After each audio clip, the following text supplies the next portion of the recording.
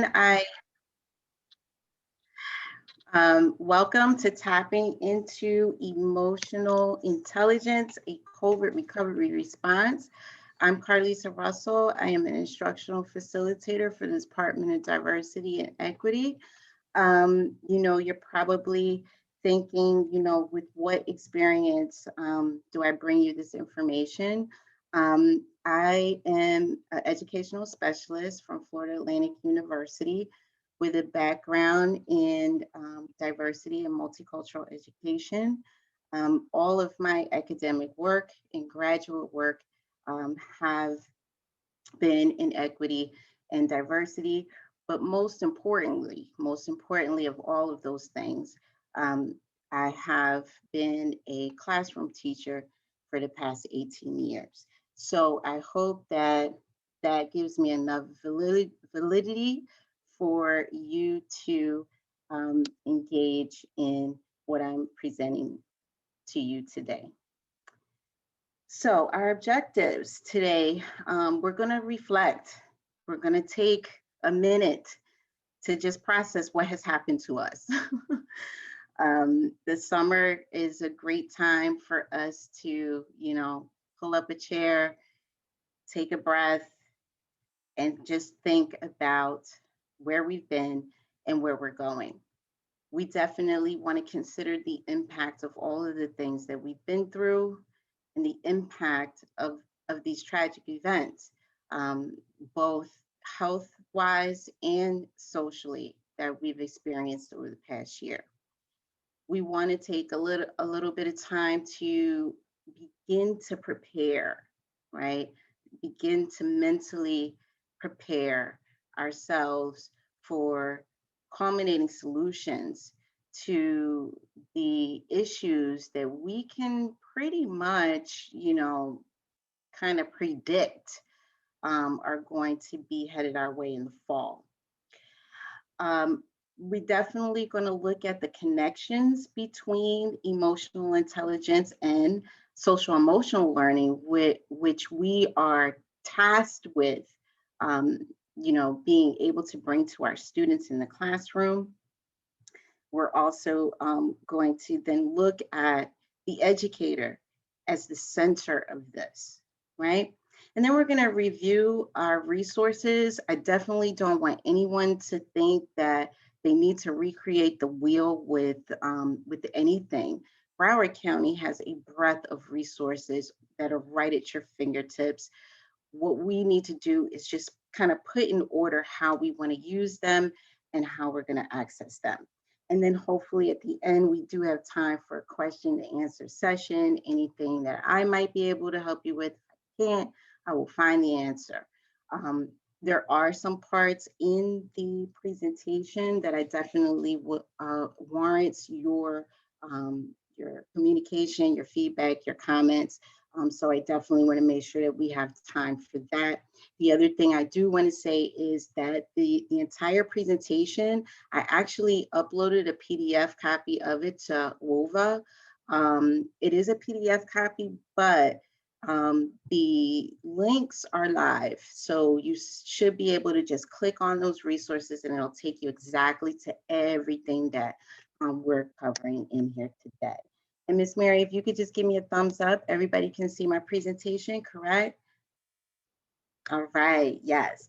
So now's the time for you guys to sort of engage a little bit with me.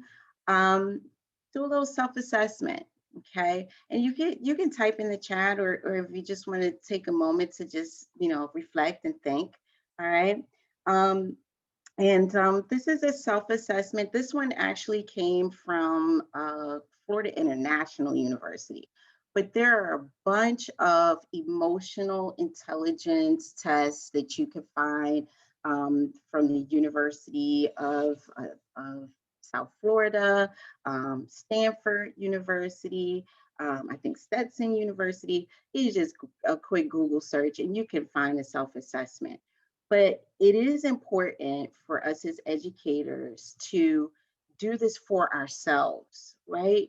It's almost like, mothers and fathers, right? We do, if you're a mother or father, or if you're an auntie or uncle or somewhere in between. You care for a young person, right? You have to take care of yourself first, because if you don't take care of yourself, you can't help the children that you're entrusted with caring for, right?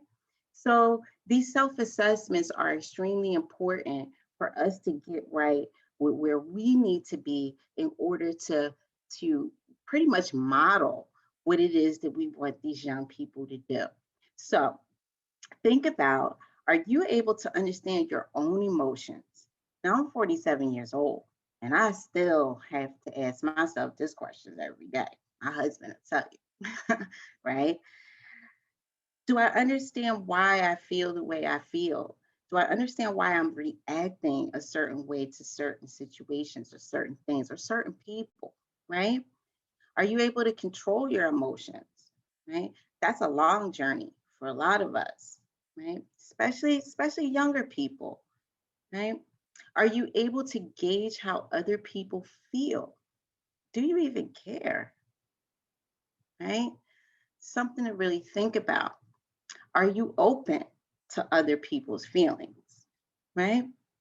And so when we think about emotional intelligence, we have to understand that all of these things are things that we have to do in order to even say that we are acting in an emotionally intelligent way, right? Because emotional intelligence is our ability to understand our own emotions as well as the emotions of others. So now let's just take a moment, and Miss Mary, I don't know if you want to open up people's mics or just a few, or if you could read the chat for me. But I would like people to answer this question as it relates to your professional practice, right? So think about where we've been in the past year and just brainstorm some of the issues that you think that you in your professional practice, whatever position you're in, however you come into the district, wherever in whatever capacity, what issues do you think you'll encounter, whether you're a student, your teacher, your parent, during the next school year? If you could put it in the chat, or I don't know if Miss Mary's going to unmute a few people. I'm going to read for you. Okay, you're going to read for me? Oh, yes. All right. Let's see. Okay, what was your question again, Carlisa? Okay, it should be right on the screen. Put in the chat, what are some issues? Let me move my chat box. Oh, okay. What are some issues that you think you'll encounter? Whether you're a student, a teacher, a parent, or if you think you'll encounter any issues related to the school community, which involves the students, the teachers, the parents. What do you anticipate being an issue related to the time that we've been through? Okay. Yes. I have grief and loss, various degrees of fear returning to a large crowd, achievement gaps. We will need to guide students through socialization without screens. Mhm. Lack of structure, continued fear of COVID variants and politics around it, learning gaps, lack of socialization, school readjustments, all in capital letters, Yeah. achievement gaps, classroom management, social, emotional issues. Everybody is coping with the pandemic differently and has a lot of anxiety about it. Again, Right. grief, again, Right. social, emotional, achievement gaps again. Mhm. This one says my department has been back 100% since September. Oh, I would be interested to know what is, that's a model. We need to what school? What school, Gina?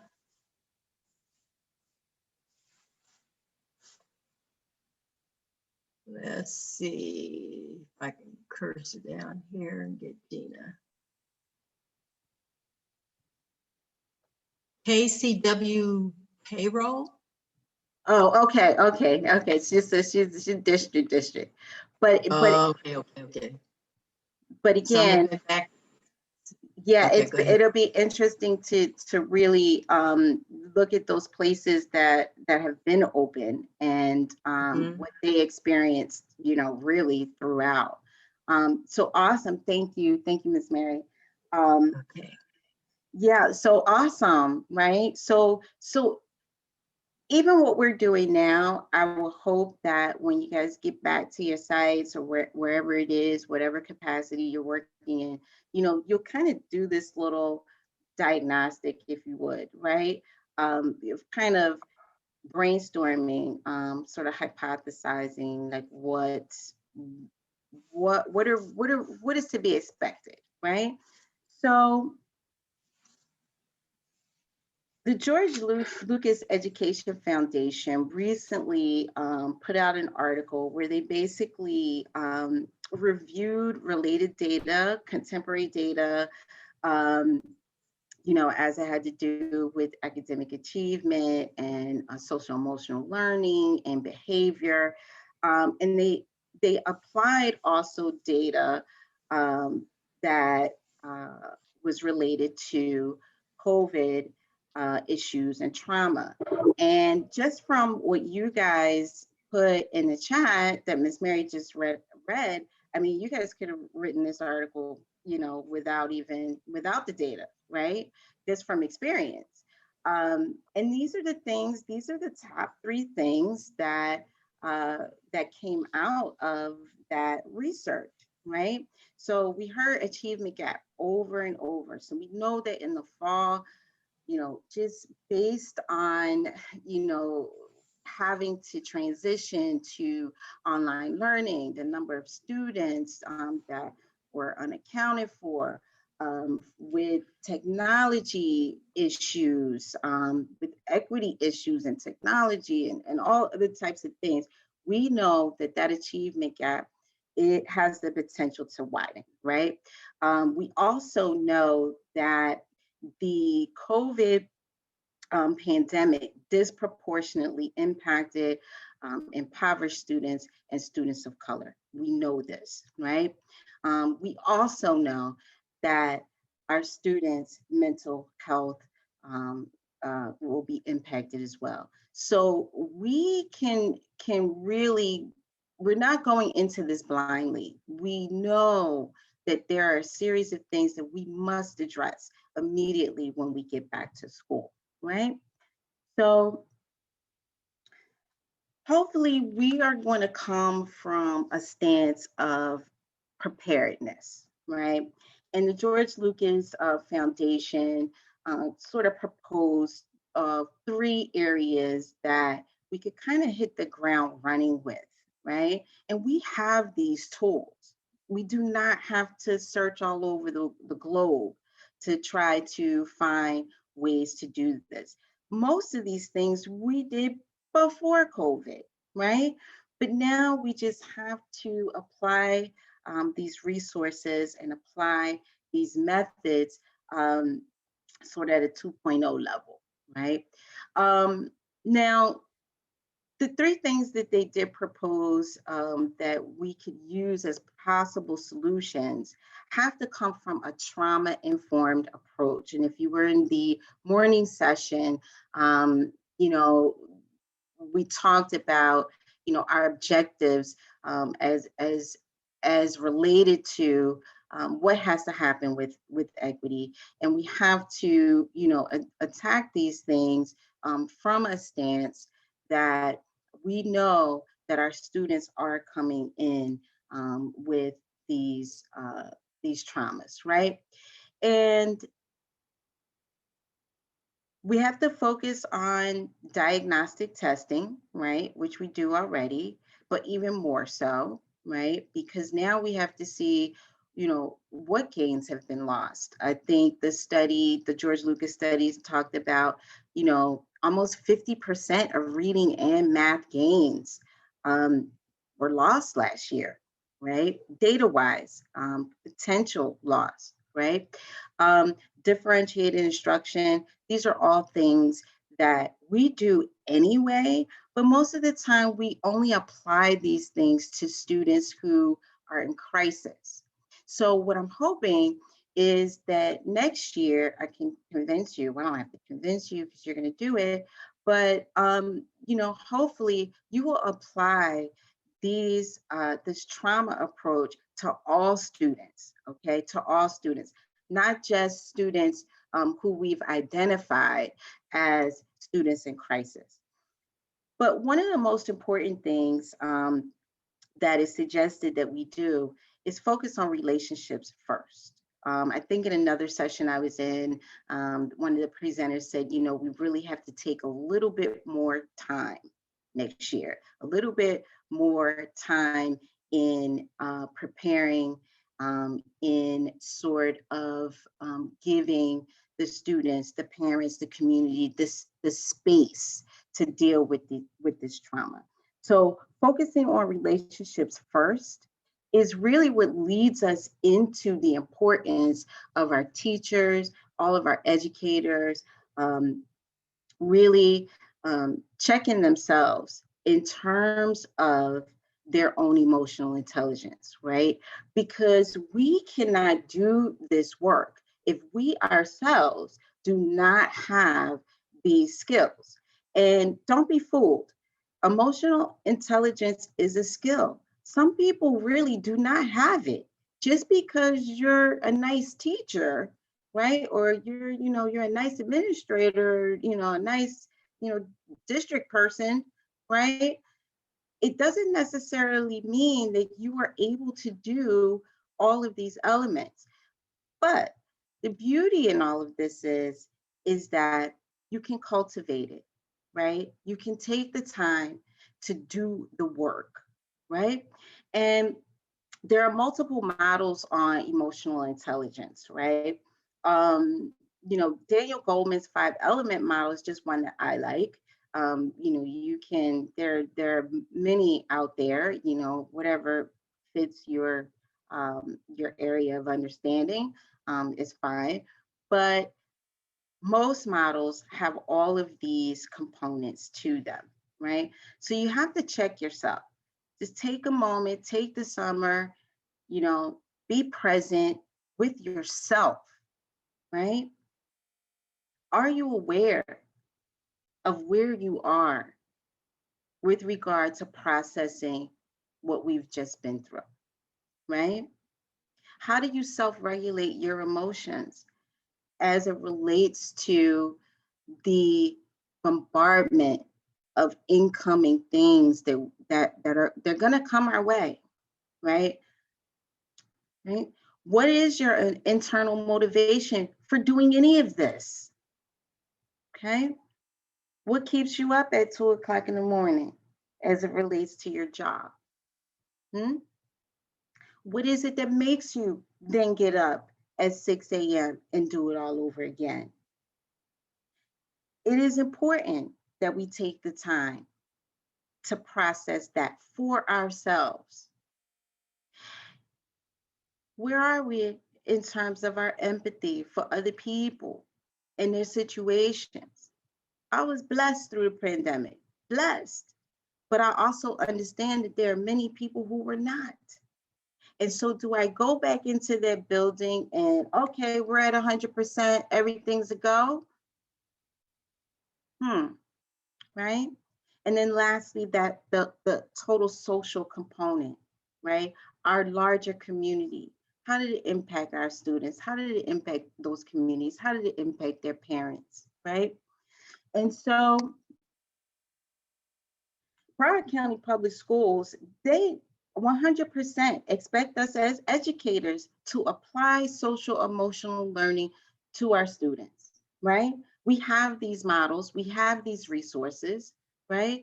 And it is our job to ensure that we are utilizing these processes and we are teaching our students to recognize and manage their emotions, to solve problems effectively, to build positive relationships, and to have a positive self-image.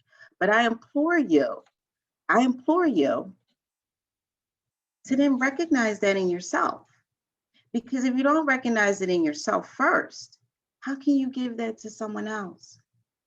So please, please, I implore you to take the time this summer to work on your emotional intelligence skills, to take time to ask yourself those deep questions, and then strategize how you're going to apply them in your daily work. Okay.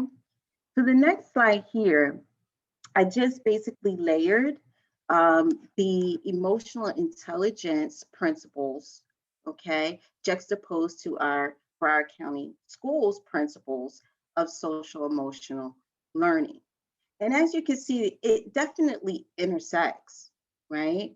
And usually what I do, what I do as a classroom teacher and even as an instructional facilitator, I always layer over top of social emotional learning principles the emotional intelligence principles. And I actually take people through this part first because you have to do the individual first before then you can get into the larger process of getting people to sort of evolve into a higher level of understanding. Because I personally believe that social emotional learning is just um, an elevated process of emotional intelligence, right? But again, I want, if you are an administrator, if you are a teacher leader, what I'm hoping is that when we go back, even over the summer, if you're in trainings or if you have anything to do, you sit on a committee, you're an EL, you're an administrator, please take a moment to do some of this work, either over the summer with teachers or educators, people in your building, or take time in that pre-planning week to at least touch on it, because it is really so important for us to sort of go back to center so that we have the stamina and the inner awareness to be able to handle what it is that we're walking into next year. Um, in in a study from the International Journal of Environmental Research and Public Health, and it's weird that we're talking about this sort of like in health terms, but in all honesty, it is a health crisis, right? They did a study where they did an experimental study where they took teachers and they were basically preparing them for COVID recovery once they get back into a traditional setting. And the teachers that basically went through training that included emotional intelligence processes, they felt as if though they were more prepared. They felt as if though they were ready to engage mentally, socially, and intellectually in the work that they had to do related to their students. And so, what I'm hoping is from this presentation, at the very least, what you guys take away is the importance of having this in as a moment, okay? A space for your staff, your faculty to go over many of these principles and give them the tools to work on these things themselves, because they're going to need it. They're going to need it. And you want them to be able to go through this process with an understanding. I'm sorry, that's my timer. With an understanding so that they can better recognize the trauma in their own students, right? And so the next slide, and I told you guys that I actually put this entire presentation in WOVA. And when you get to this slide, all of these links should be live. You should be, even though it's a PDF, you should be able to click on it and it will take you directly to where you need to go. But one of the links that I definitely want to take you to is the Broward County Public Schools School Climate and RTI, and I'm not sure if I can click on it. So it's not going to be live for me. So I'll just leave it there. I don't want to mess this up. I don't want to mess this up. So I'm just going to leave it there, but it is live for you. And let me just go back. I'm sorry. But all of these links are live for you. And these last two links here, all right, they will take you to all of the Broward County Public Schools resources related to social emotional learning and emotional intelligence. There are activities, there are resources for both students and teachers. So even if this is something that you would like to do, whether it's pre-planning week, or if you have trainings going on during the course of the summer, please utilize those resources and use them to help prepare your faculty and staff emotionally, and help better equip them to be prepared for those students and the trauma that is ultimately going to walk through your doors. Lastly, I actually have, and then I'll leave the remaining time if there's any questions or comments for me. Just make sure. There is a training. Now, don't hold me to it, okay? Because I don't know if it's filled up. I don't know if I don't know, okay? But when I looked on my Canvas today, it was still there. This is a summer opportunity. I believe that is hosted by, I'm not the, I think it's hosted by the CEL department, Social Emotional Learning Department, Broward County Public Schools. It's a great opportunity. They're gonna pay you, but it it gives you the space and the time with experts on how to come into this space of self-awareness. All right. I can't implore upon you guys enough. Please take the time this summer to get yourselves together. All right. Um, I know my family went through a lot, went through a lot. And I know that I personally have to get myself together before I face those students. And so that I am there in my fullness to be able to help them with their trauma, right? So this is also embedded in my PowerPoint PDF. It's the very last slide. There is a contact information, Miss Antoinette Grant. The registration is there. So I don't know if it's full or if it's not, but she is the contact person for this 2-week training. It is a paid training, and it is open so that so that educators can engage in some self-care and self-awareness to help to prepare for the fall. So with that, I'm going to turn it back over to Ms. Mary. I would like to open the mic for any questions, comments, concerns, whatever that you have for me. Okay, Carlisa, that was very good information. Got to take care of yourself before you can try to help take care of someone else. That's very important. Everyone, if you want to address a comment or statement to Ms. Carlisa Russell, please unmute yourself. And you can do so, or if you want to put something in the chat, I can read that to her.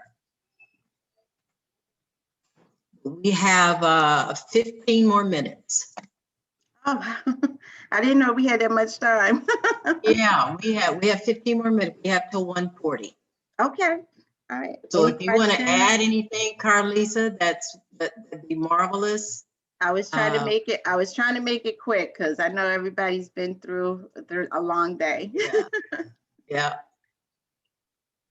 Okay. So if anyone wants to comment or question, you can just unmute yourself. Yeah, I oh, I'm sorry. Candace? Yes. Bye. Yeah. Yes, I just simply wanted to say that I thought it was a great presentation, and it's something that I think that honestly, every teacher should be aware of, know about, and be able to bring back not only to their students, but also for themselves. The last slide, I was like, yay, because I've been through the CB, Center for Mind Body Medicine program. And I've taken, you know, the different trainings for the advanced, and I'm working on my certification for it now. And yes, it is. So It is excellent. Candace, It has changed. If you My don't mind me asking, since you've been through that training, could you just share with everyone how you feel that has helped you apply to your duties professionally? Yes, no problem. For me, I have actually used it with my students, and I use it in a classroom, you know, with them. I also had done it with workshops as well, where I've taken them online. We weren't able to do anything in person, well, aside from the few who were in the classrooms. But we do something called soft belly breathing that helps to be able to control our bodies and be aware, you know, how we're feeling with anxiety or anything else that comes up within us. And it has been tremendous. Where my students have come back and they have used the various skills, whether it was like journaling or we do dancing and movement and things like that. And just to give you a little bit of example, a couple of my students through this whole tragedy, the pandemic and everything else, one of my students lost her mother. And she happened to be in my group while we were doing the whole workshop together. And she was able to use those particular strategies that she was learning to be able to deal with the issues and things that were coming up within her.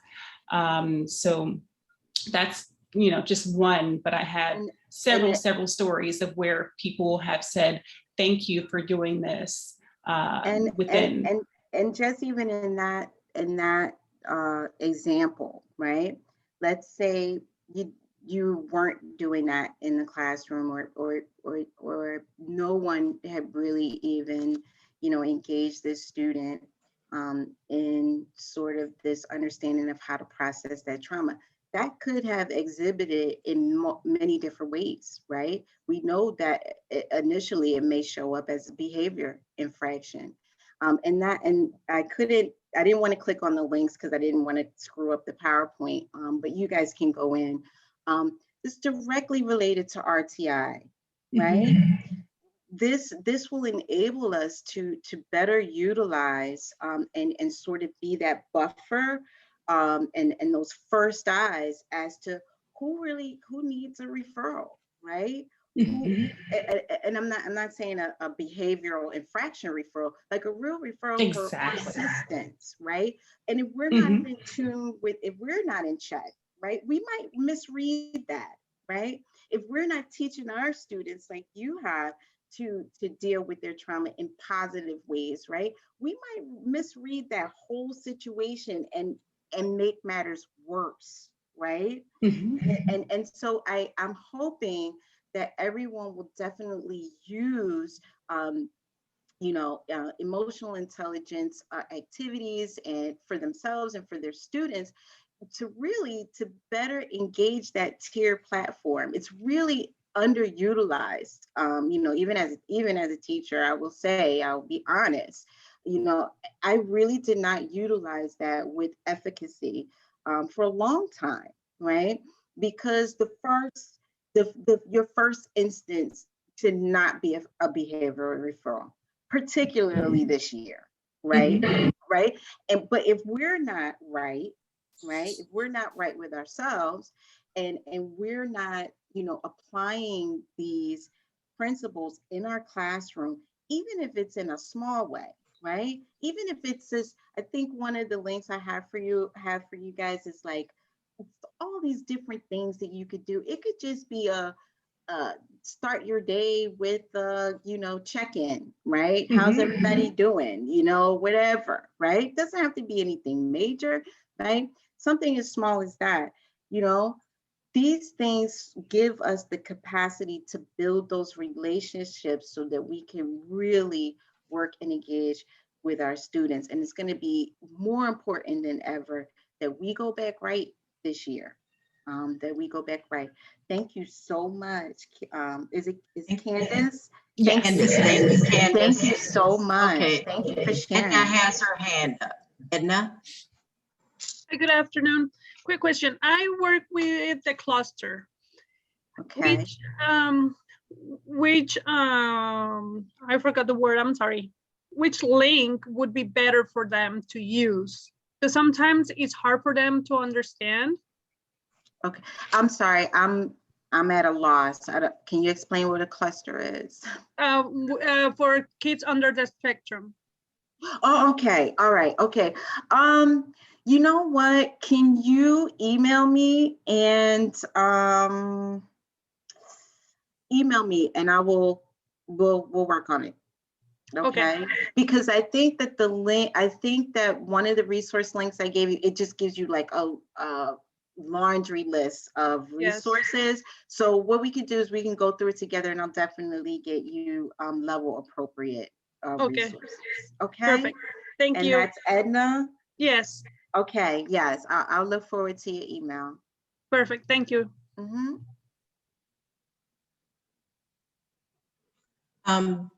Carlisa, let me mention this. Someone said that they tried to download WOVA to their phones, but it was asking for an invite code.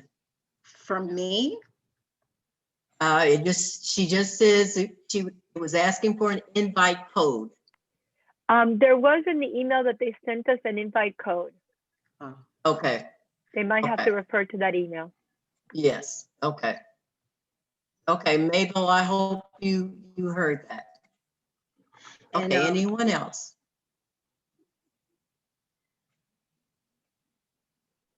And anyone else? And again, I don't know how many equity liaisons we have on the call, how many administrators we have on the call, but equity liaisons, when you think about it, please use any of the resources. When you go back to create your committees for next year, or if you have any, or even department heads, we have department heads on the call, even teacher leaders, okay, who have in with their principal, and they value your opinion. When you guys start to think about what the professional development looks like, your equity committees, your equity, you're going to have to do your equity reports, at the beginning of the year and whatnot. Don't forget emotional intelligence and social emotional learning as a component. I would really hope that this could be at least 30 minutes of your pre-planning week. Some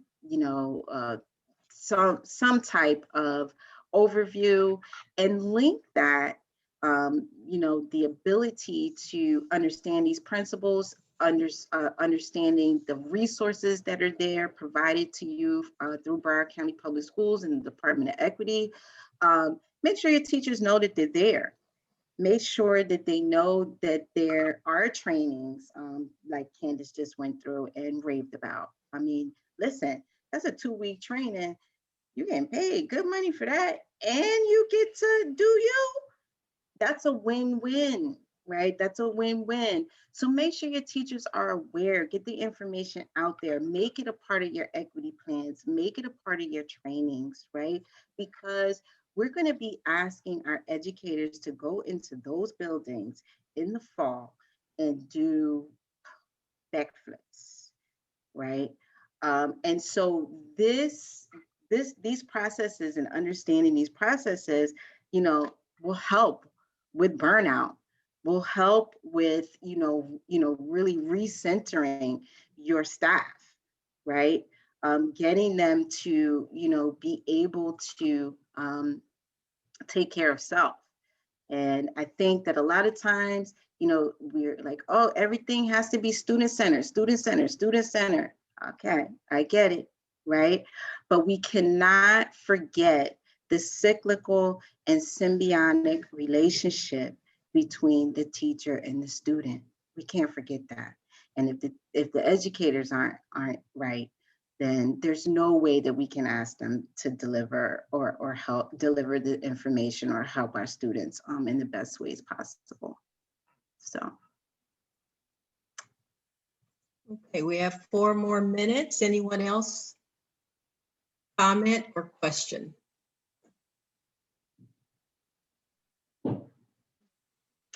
Well, if not, Miss Mary, I can give them an extra 3-minute coffee break. Okay, your next session, general session, starts at 2:50.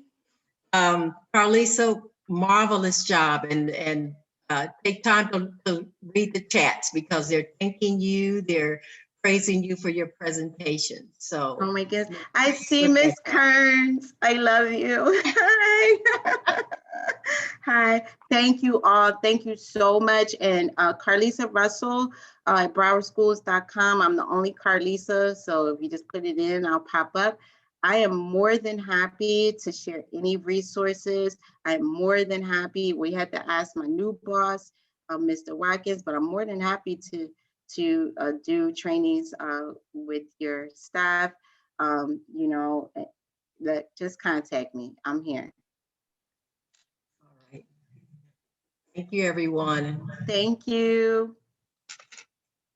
Good afternoon. All right, Miss Mary, you gonna close out? I'm going to close this out. Thank you. Okay.